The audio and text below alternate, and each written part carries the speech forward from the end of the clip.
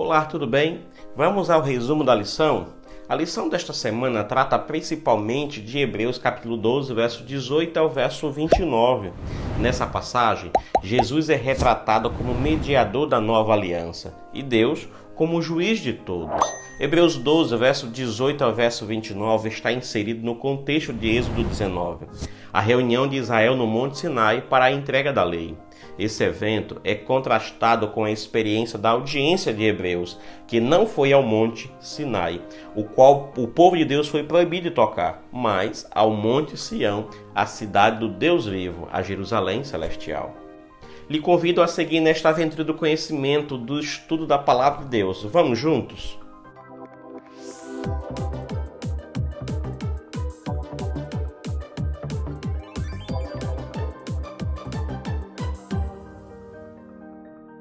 A lição desta semana tem por título Recebendo um Reino Inabalável.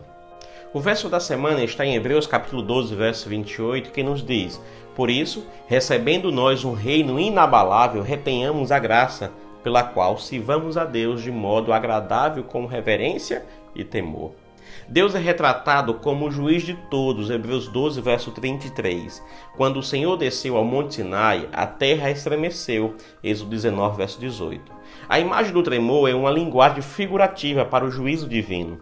Mais uma vez, no fim dos tempos, a terra e o céu serão abalados, Hebreus 12, verso 26. Somente as coisas inabaláveis sobreviverão, ou seja, os justos, aqueles que confiam no Senhor. Em resposta a tal advertência, os justos devem levar ofertas a Deus, as quais consistem em louvar o seu nome, praticar boas obras e compartilhar o que tem para beneficiar outras pessoas. As perguntas deste estudo são praticamente duas para que possamos torná-lo de forma dinâmica e direta para o seu aprendizado. Primeira pergunta: o que o livro de Hebreus diz sobre o santuário no céu? Será que explica alguma coisa? Segunda pergunta: qual é a base bíblica para o juízo pré-advento? É isso que vamos nos delongar nesses próximos minutos. Queridos, o livro de Hebreus apresenta algumas das afirmações mais claras sobre a existência de um santuário celestial.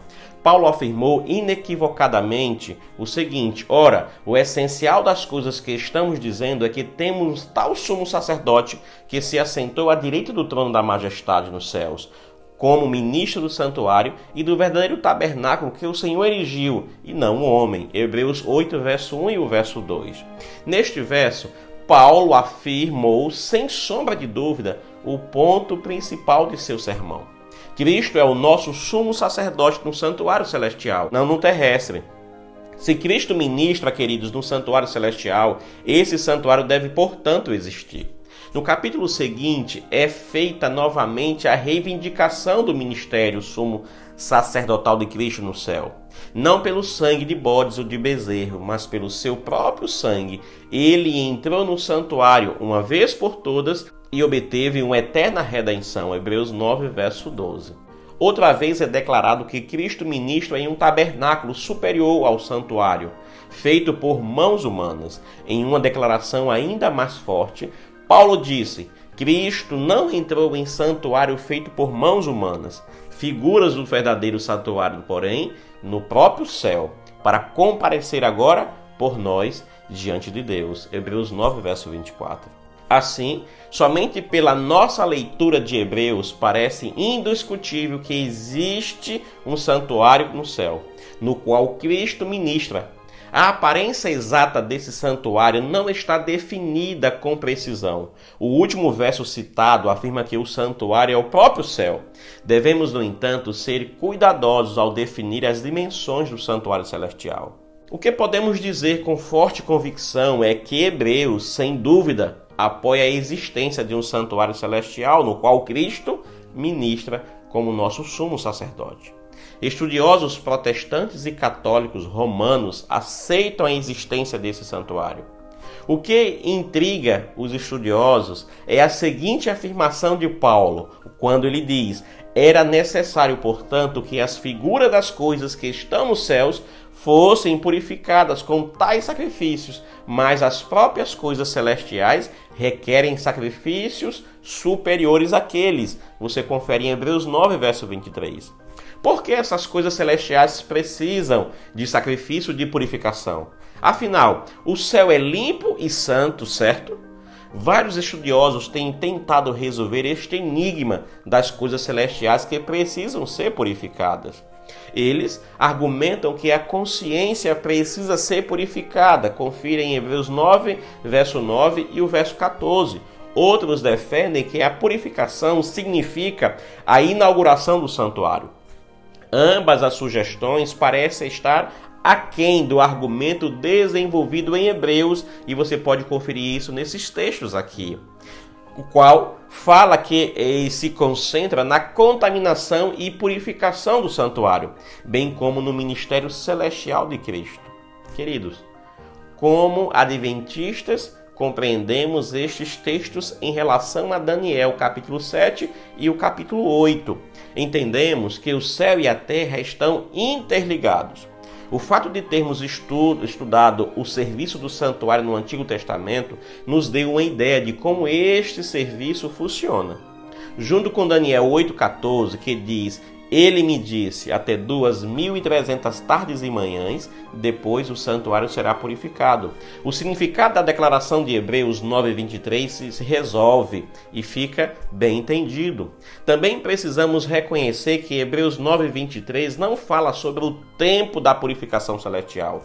Isso é algo que aprendemos no livro de Daniel. Em suma, pode-se dizer que a existência do santuário celestial é um fato incontestável no livro de Hebreus. Além disso, mesmo a limpeza das coisas celestiais com melhores sacrifícios é indiscutível. Entretanto, o que o livro de Hebreus não diz é quando esta purificação acontece.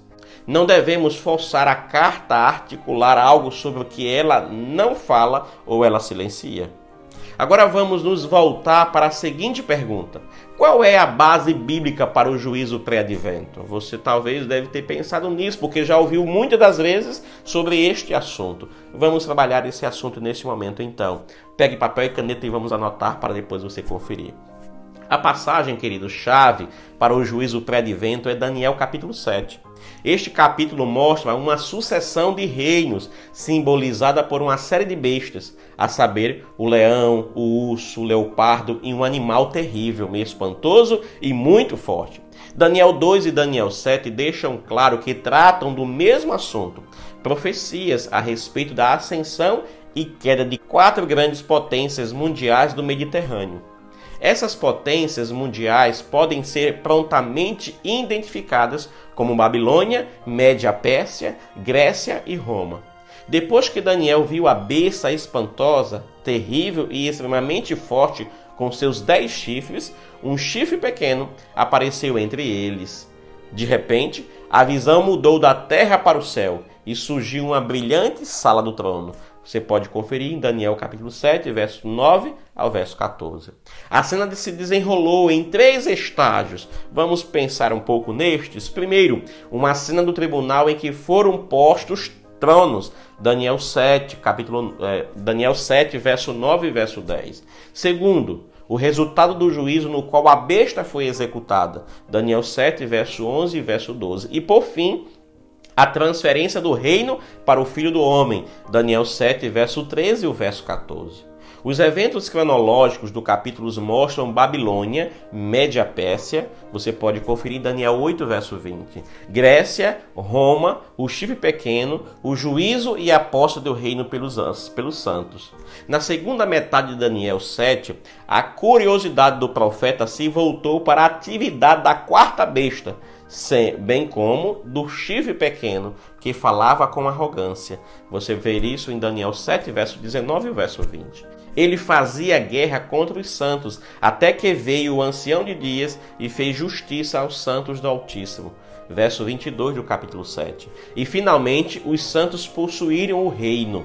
Pela segunda vez, a sequência a partir do 4º animal é chifre pequeno, juízo e posse do reino pelos santos. Essa sequência se repete uma 3ª vez em Daniel 7, possivelmente para certificar de que estamos entendendo este conteúdo. As repetições na Bíblia, queridos, não é porque o autor quis repetir, é porque quer nos dar ênfase e nos ensinar algo muito importante.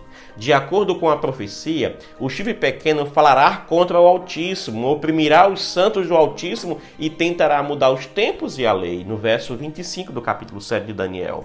Essa atividade é seguida pela garantia de que o tribunal divino julgará e, finalmente, o reino, o domínio e a majestade serão dados ao povo dos santos do Altíssimo, verso 27 do capítulo 7 de Daniel. Ao revisar Daniel 7, a cronologia é clara. Babilônia é seguida pela Média Pérsia, depois pela Grécia e por Roma, o que constitui o conteúdo da segunda parte de Daniel 7. É a atividade do chifre pequeno, o juízo e o recebimento do reino, seja pelo Filho do Homem ou pelos santos. O reino de Cristo é o reino deles. Este juízo celestial inclui livros que, obviamente, são abertos com o propósito de apresentar evidências. Eles indicam que irá um juízo investigativo antes de Deus agir contra o chifre pequeno e a favor dos santos. Você pode ver isso nos textos aqui. Os últimos 3 eventos em Daniel 7 são repetidos 3 vezes, o que deve deixar claro o suficiente que o juízo acontece entre a atividade do chifre pequeno e a posse do reino. Portanto, é chamado de juízo pré-advento. O conceito de um juízo investigativo não é estranho à Bíblia. Antes de Deus pronunciar um veredito, ele investiga cada caso. Isso é visto claramente na queda de Adão e Eva, em Gênesis capítulo 3. Antes que uma maldição fosse pronunciada sobre a serpente e a terra, Deus investigou a condição de Adão e Eva, bem como sua conduta, como eles se comportaram diante daquela situação. No caso de Sodoma e Gomorra, é um outro exemplo para observarmos, Deus é retratado descendo à terra para investigar se de fato o que tem praticado corresponde a este clamor que veio até ele. Gênesis 18, verso 21. Somente após ter investigado a situação, Deus revelou seus planos a Abraão, deu aviso e libertou Ló e sua família de Sodoma. Então, o Senhor fez chover enxofre e fogo do céu sobre Sodoma e Gomorra. Tanto a narrativa da queda quanto a narrativa de Sodoma e Gomorra estabeleceram um precedente bíblico para uma avaliação investigativa de que precede o juízo executivo. O mesmo padrão prevalece no caso do juízo investigativo, ou como também chamamos, pré-advento. Queridos, e aí, me diga, você gostou deste vídeo? Então lhe espero na próxima semana para o último resumo da lição deste trimestre. Uma maravilhosa semana para você e sua família. Que Deus esteja contigo e que cada dia, cada manhã, sejamos então todos reavivados pela palavra de Deus. Quero orar com você neste momento. Feche seus olhos. Obrigado, Senhor, por mais uma oportunidade que temos de estudar a Tua Palavra. Que o Senhor continue gravando estas palavras preciosas em nosso coração e juntos possamos morar contigo nas mansões celestiais. Obrigado, Pai, pela semana que se inicia. Cuida de toda a nossa família ao longo desta semana. É o que oramos por Jesus. Amém. Queridos, boa semana para você e nos vemos na próxima lição.